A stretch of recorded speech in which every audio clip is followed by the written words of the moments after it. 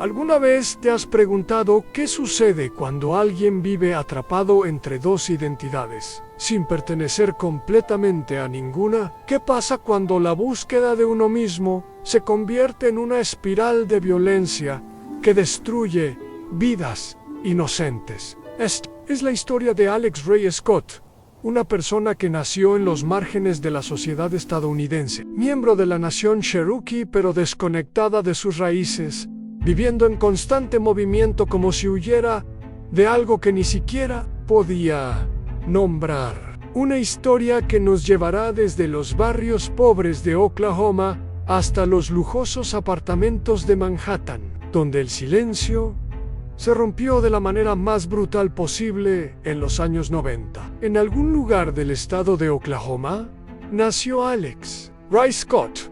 Oficialmente era miembro reconocido de la nación Cherokee, la tribu indígena más grande de Estados Unidos, con más de 400,000 miembros registrados. Ser ciudadano Cherokee significa tener derechos específicos, acceso a beneficios federales, y lo más importante para esta historia, que los crímenes cometidos por estos miembros en territorio indígena no son juzgados por autoridades estatales, sino por el gobierno federal con participación directa del FBI. Sin embargo, a pesar de este vínculo legal con la tribu, Alex no demostraba conexión alguna con la cultura indígena. No frecuentaba eventos culturales, no hablaba la lengua nativa, no tenía parientes cercanos mencionados en los procesos judiciales. Era como si hubiera crecido entre dos mundos sin pertenecer realmente a ninguno de ellos. La infancia de Alex estuvo marcada por la ausencia total de referencias afectivas. Los registros oficiales no mencionan padres, hermanos o responsables legales. No hay relatos de estabilidad familiar, escolarización regular o acompañamiento psicológico. Creció en los márgenes de la sociedad, en barrios empobrecidos y hogares inestables, probablemente en silencio y completamente reprimido. El ambiente donde se desarrolló Alex era hostil y caótico. Las casas temporales donde vivía olían a humedad, comida rancia y desesperanza. Los adultos que lo rodeaban estaban demasiado ocupados con sus propios problemas para brindarle la atención y el cariño que todo niño necesita. El sonido constante de discusiones, portazos y llantos se convirtió en la banda sonora de su infancia. Durante la adolescencia, Alex comenzó a mostrar comportamientos preocupantes, episodios de aislamiento prolongado, arranques de agresividad impredecible, cambios frecuentes de humor e inestabilidad emocional severa. Era como si llevara dentro una tormenta que no sabía cómo calmar. Entre los 18 y 19 años, Alex comenzó a cuestionar su identidad de género. Durante el inicio de su vida adulta, aún vivía con identidad masculina, pero personas cercanas relatarían más tarde que demostraba gran incomodidad con su apariencia física, con su propio cuerpo y con los roles sociales que esperaban de él como hombre. Puedes imaginar la confusión de crecer sin saber quién eres realmente, sin tener a nadie que te guíe o te comprenda. Esta crisis de identidad coincidió con el periodo en que Alex adoptó un estilo de vida nómada. Se mudaba de casa en casa, durmiendo en sofás de conocidos, manteniéndose con trabajos temporales y evitando siempre crear vínculos profundos. No tenía un círculo de amistades estable. Era como si estuviera en movimiento constante para escapar de algo que ni él mismo conseguía identificar. A las personas que lo conocían durante esta época lo describían como alguien impredecible. Podía ser encantador y manipulador cuando necesitaba algo, pero también explosivo y agresivo cuando las cosas no salían como esperaba. Sus amigos comenzaron a alejarse, cansados de sus cambios de humor y de su comportamiento cada vez más errático. Algunas personas llegaron a hacer comentarios despectivos sobre su origen indígena, llamándolo salvaje en referencia a su herencia Cherokee. Estos comentarios racistas solo alimentaban su resentimiento y su sensación de no pertenecer a ningún lugar en 2019.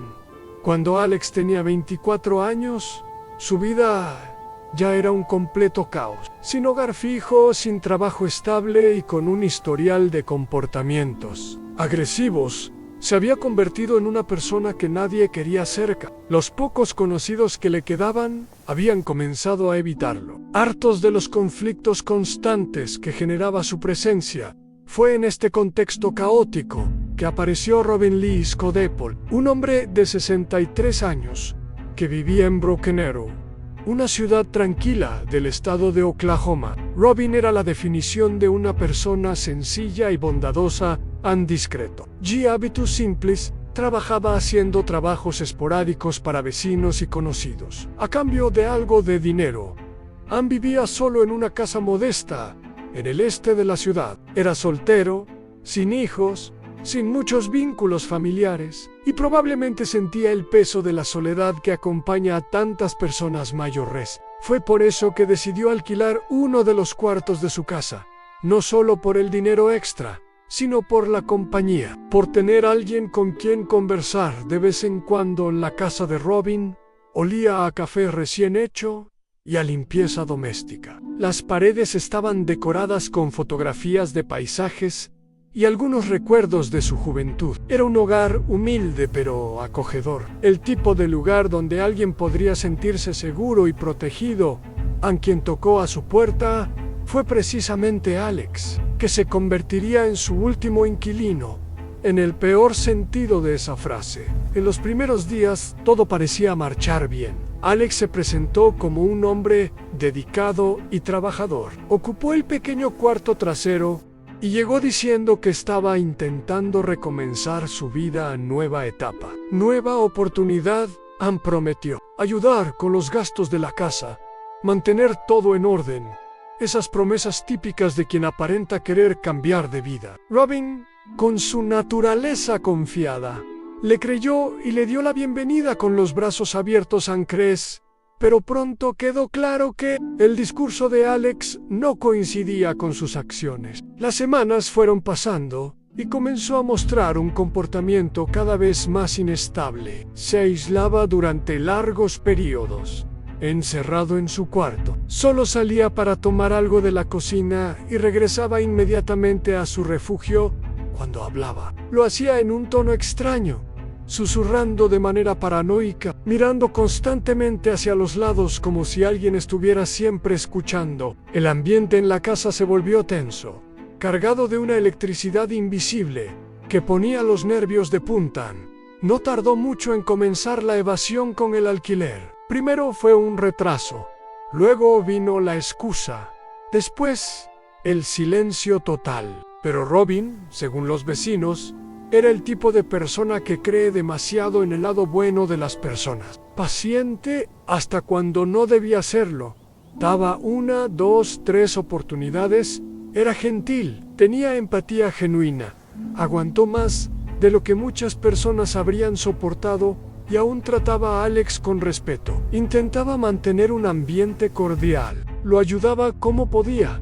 Le daba consejos, incluso le ofrecía comida, porque veía que la situación económica del joven no era favorable.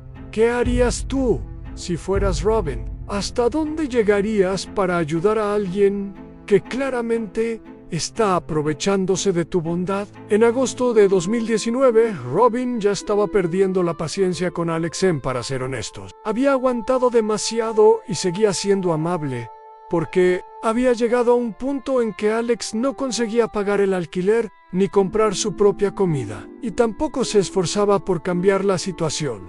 Robin comenzó a darse cuenta de que su inquilino se estaba aprovechando de él, de su buena voluntad y su naturaleza generosa. Fue entonces cuando comenzaron las discusiones.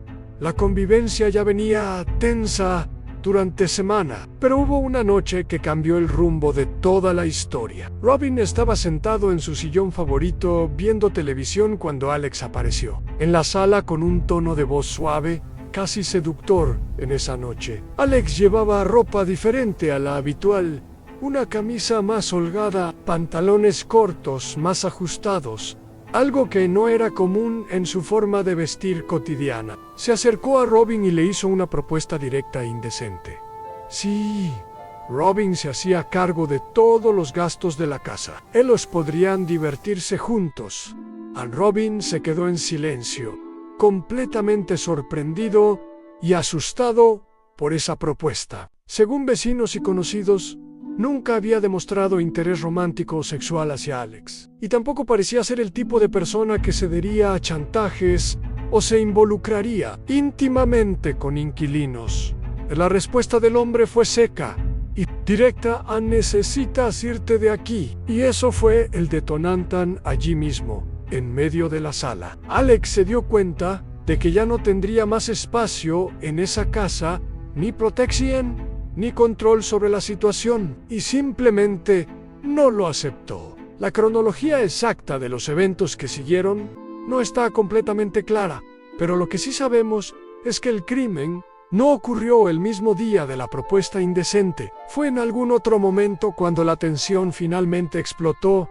Durante una discusión particularmente intensa, Alex salió del cuarto, atravesó el pasillo y entró en el lavadero. Fue hasta una caja de herramientas, tomó un martillo, regresó sin decir palabra y, antes de que Robin pudiera reaccionar, le asestó un golpe brutal en la parte posterior de la cabeza pero no se detuvo ahí. Golpeó una y otra vez hasta que no hubo más movimiento. El ruido se hizo, la casa quedó muda y Alex se quedó allí de pie, respirando profundamente, sin desesperación, sin prisa, simplemente pensando en el siguiente paso. El sonido del martillo contra el cráneo había sido seco y definitivo. La sangre comenzó a extenderse por el suelo de madera, creando un charco oscuro que reflejaba la luz de la lámpara del techo. Robin había caído de bruces, sus brazos extendidos en una posición que sugería que había intentado protegerse en el último momento en esa misma madrugada. Alex cerró todas las puertas con llave, corrió las cortinas y arrastró el cuerpo de Robin hasta la cocina, donde, según él mismo confesaría después, el piso era más fácil de limpiar. Pasó un tiempo considerable pensando en cómo deshacerse del cuerpo.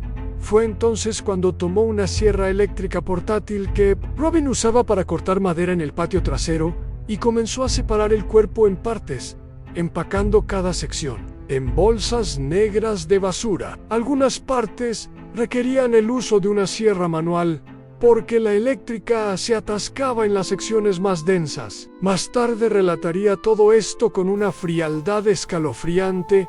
El olor a sangre y carne se mezcló con el aroma doméstico que antes caracterizaba la casa de Robin.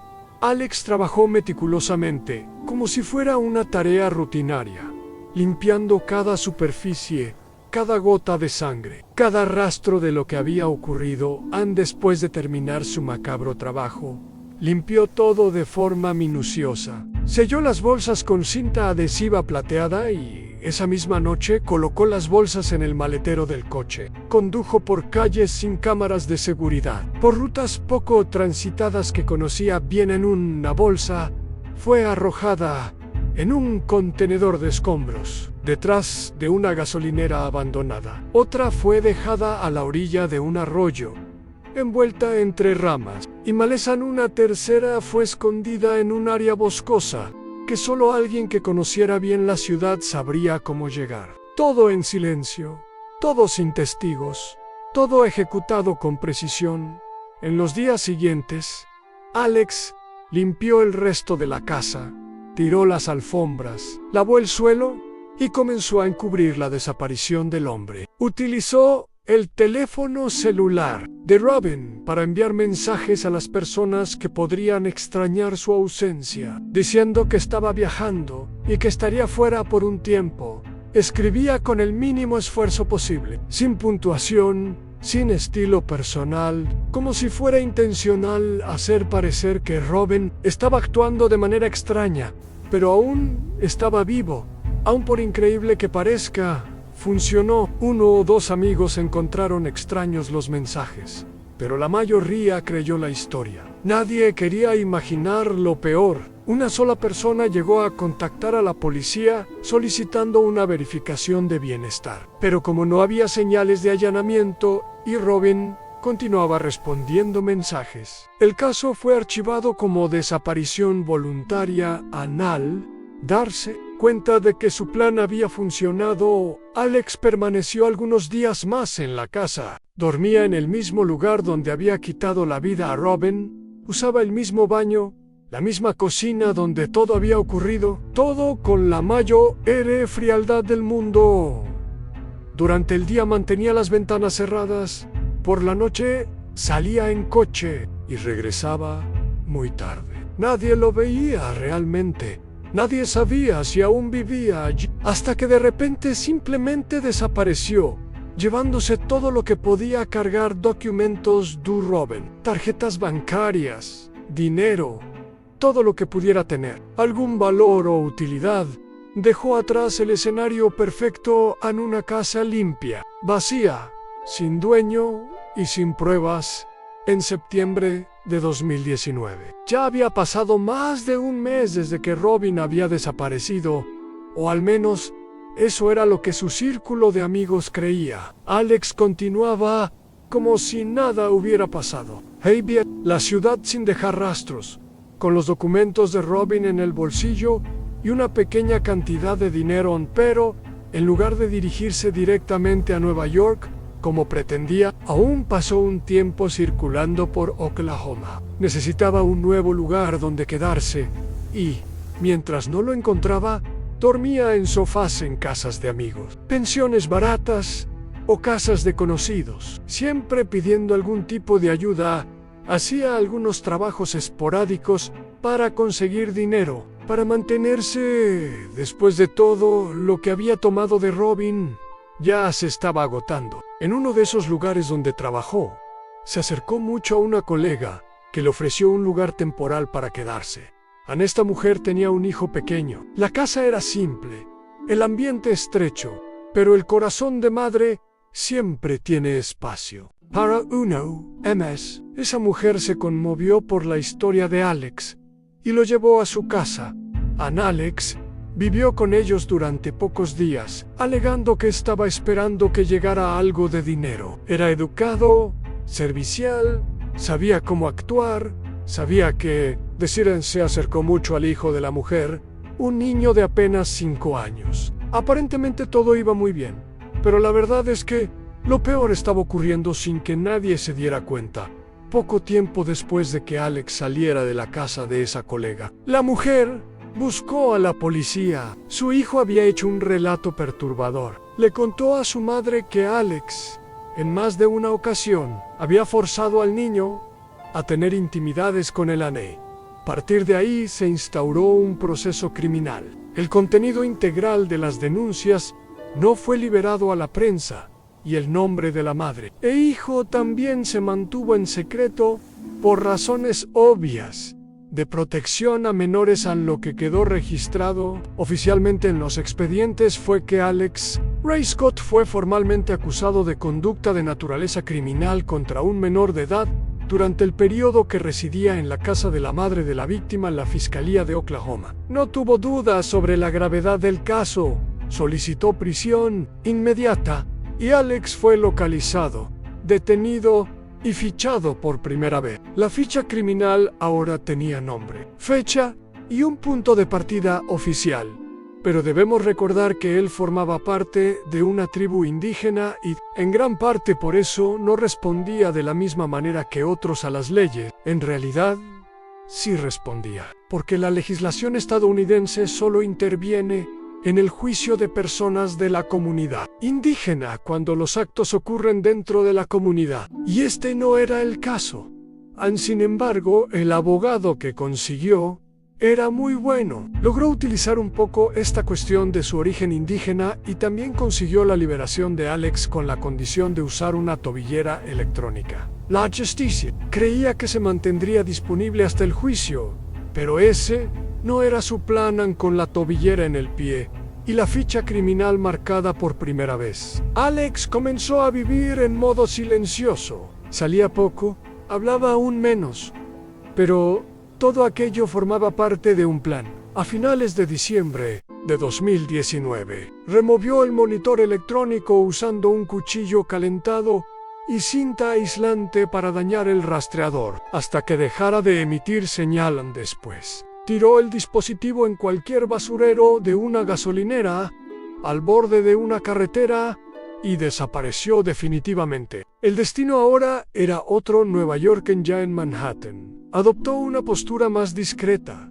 casi teatral. Ya no usaba su nombre completo en perfiles online, comenzó a presentarse como Lexele, un apodo ambiguo, fácil de adaptar. A partir de ahí, asumía diferentes versiones de sí mismo, con cada nuevo contacto. A veces fingía ser un estudiante de fuera, otras veces decía que era un viajero en situación de calle. Cada historia servía a un propósito específico. Dormía en refugios, conseguía comidas gratuitas en centros LGBT, donde era acogido sin juicios, usaba perfiles falsos para conocer personas, alquilar cuartos por 1 o 2 noches, conseguir transporte hasta el próximo lugar donde se quedaría. Y siempre tenía una excusa preparada para cualquier cosa que alguien cuestionara. Muchas veces, cuando le preguntaban sobre su historia, decía que había huido de un novio violento, o que la familia lo había expulsado por ser gay,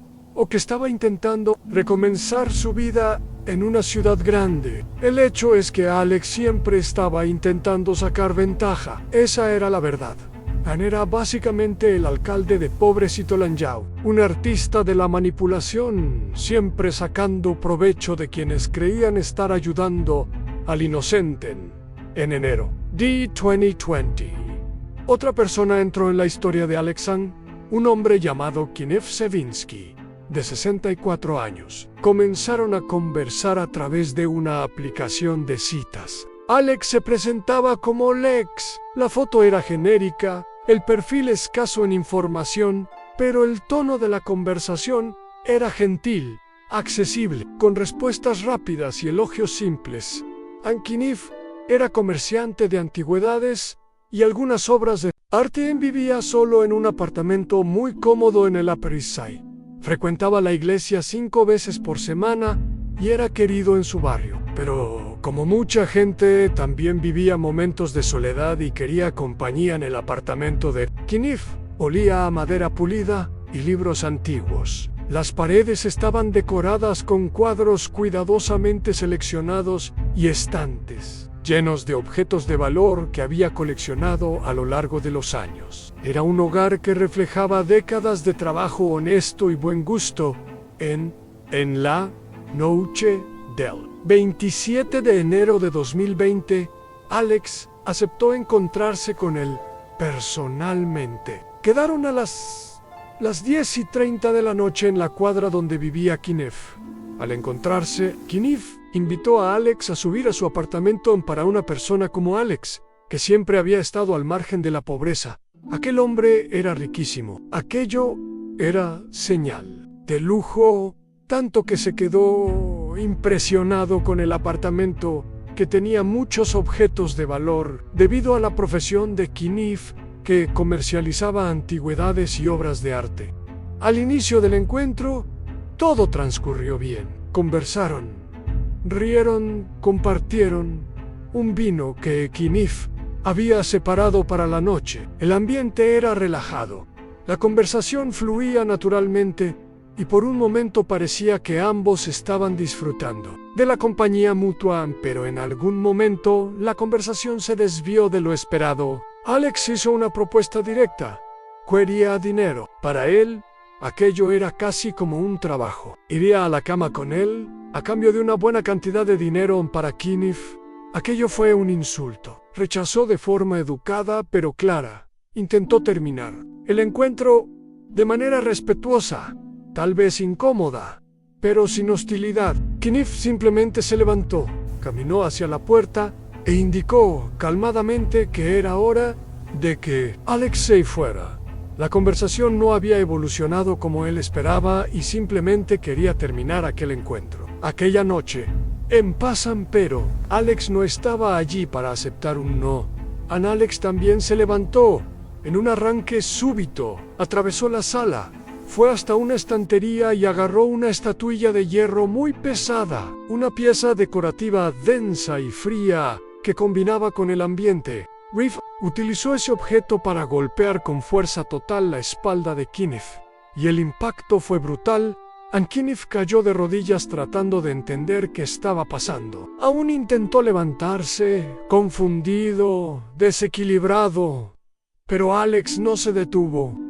De nuevo y otra vez. La estatuilla impactó la cabeza, el lateral del rostro, el cuello. Estaba indefenso. Fue entonces cuando Alex corrió hacia la cocina, tomó un cuchillo, regresó a la escena del crimen y pasó el objeto por el cuello del hombre de forma tan profunda que rompió hasta un hueso. El lugar se convirtió en una piscina roja. El cuerpo de Kenneth se estremeció una última vez y quedó allí, entre la sala y el pasillo, donde su vida terminó. La brutalidad de lo ocurrido ensució todo el apartamento, dejando claro que en aquel lugar había ocurrido un ataque violento. El suelo de madera absorbió parte de la sangre, haciendo imposible limpiar completamente. Las paredes fueron manchadas, los muebles, en fin. Lo que había pasado allí no se podía ocultar con el cuerpo de la víctima extendido. Alex permaneció inmóvil durante algunos segundos. No entró en pánico. Después de todo, no era su primera vez. Simplemente limpió los rastros, o al menos lo intentó. Usó paños de cocina para secar parte del suelo. Cambió la alfombra de la entrada del apartamento. Lavó la estatuilla que había usado para cometer aquel horror. Se duchó y tiró la ropa empapada de sangre en el cesto de ropa sucia. Luego registró el apartamento en busca de dinero, tarjetas y documentos.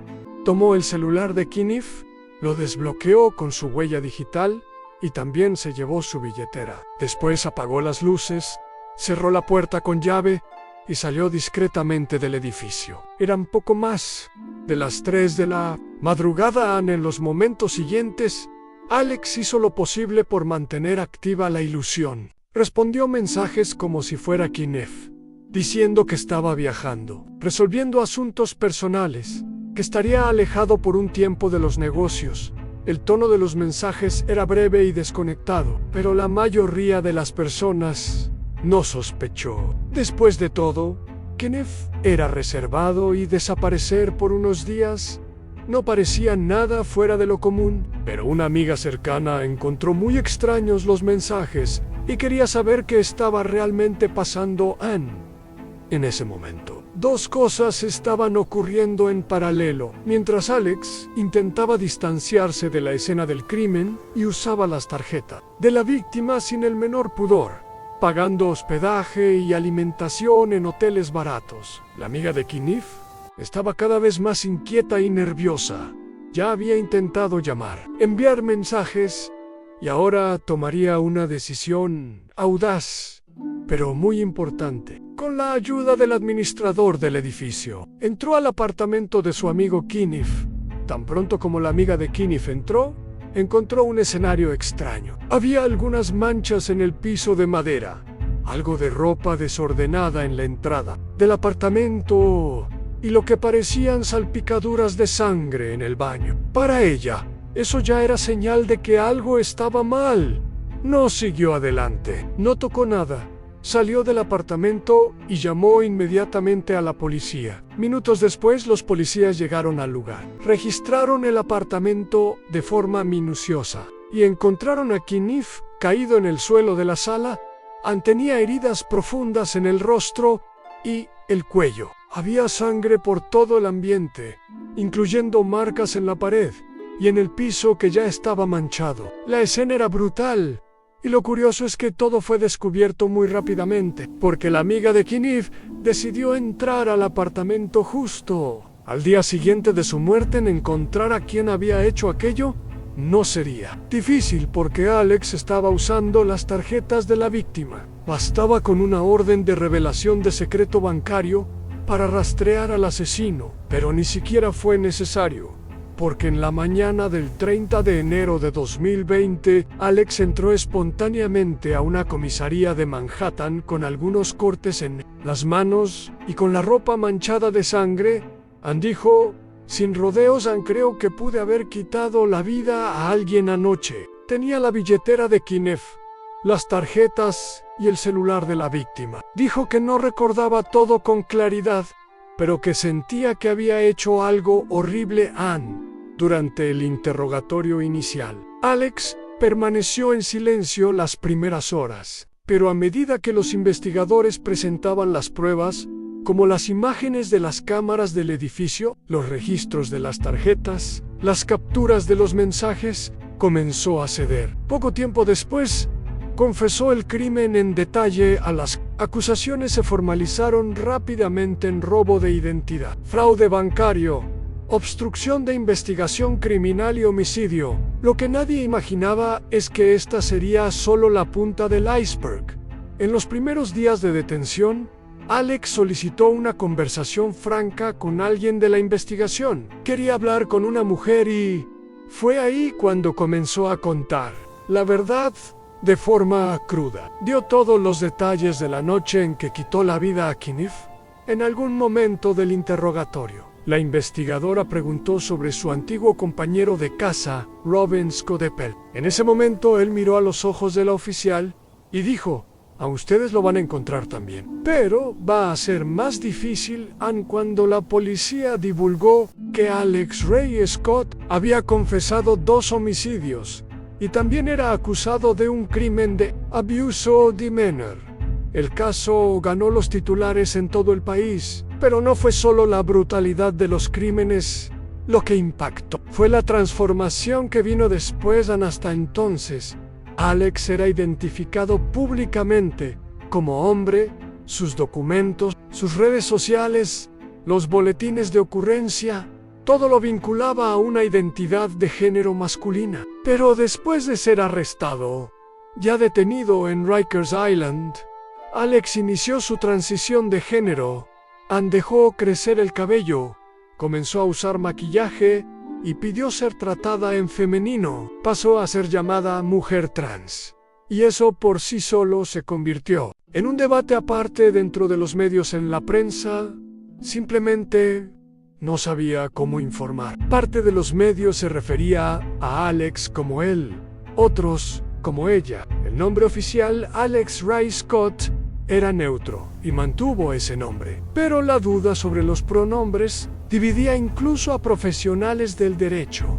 Otra cosa que se convirtió en motivo de debate es que, después de transicionar, fue enviada a un ala femenina dentro de la penitenciaría. Esto generó controversia porque solo transicionó después de ser arrestada. Mucha gente dudaba de la intención real detrás de la transición y creía que era solo una maniobra para no estar en la penitenciaría masculina.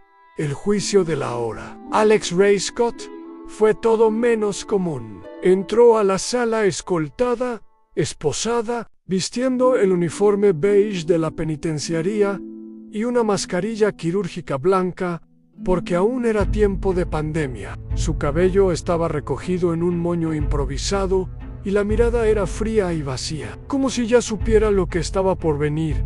El juez hizo la lectura de las acusaciones y cada palabra parecía pesar más que la anterior. Homicidio en segundo grado por Kniff Savinsky. Homicidio en segundo grado en el caso de Robin Scodepel. Robo calificado, falsedad ideológica, obstrucción de justicia, obstrucción de investigación y uso fraudulento de identidad. El silencio en el tribunal era absoluto. Ningún intento de explicarse. Alex escuchaba todo con la cabeza erguida, como si estuviera completamente disociada de todo lo que había pasado. Alex se declaró culpable. No hubo juicio conjurado. Ella misma admitió los 2 asesinatos ante el juez, sin intentar defenderse, sin justificar, y eso fue suficiente. Al final de la audiencia, el juez fue directo, condenó a Alex a prisión perpetua con posibilidad de libertad condicional. Después de 22 años, por la muerte de Kiev Savinsky. Y aunque algún día consiga esa libertad condicional, aún tendrá que comenzar a cumplir una segunda condena por la muerte de Robin Scott Apple. Y fue así como terminó todo en esta historia. Sin escándalos, sin lágrimas, sin una petición de perdón. Alex salió de la sala exactamente como entró, en silencio, pero ahora cargando el peso de 2 vidas que ella misma destruyó. ¿Qué opinas sobre la transformación de género de Alex después de ser arrestada? ¿Crees que fue genuina o una estrategia para obtener mejores condiciones en prisión? Resumen: Alex Ray Scott, miembro de la nación Cherokee pero desconectado de sus raíces, vivió una infancia marcada por el abandono y la inestabilidad. En 2019 asesinó brutalmente a Robin Lee Scott Apple, su casero bondadoso, y luego a Kiev Savinsky en Manhattan. Después de confesar ambos crímenes, inició su transición de género en prisión y fue condenada a cadena perpetua. Seward revela cómo el abandono, la manipulación y la violencia pueden converger en una espiral destructiva que destruye vidas inocentes así. Esta historia te impactó. Suscríbete al canal para conocer más casos reales que nos muestran los aspectos más oscuros de la naturaleza humana. A veces, las personas más peligrosas son aquellas que mejor saben ocultar su verdadera naturaleza.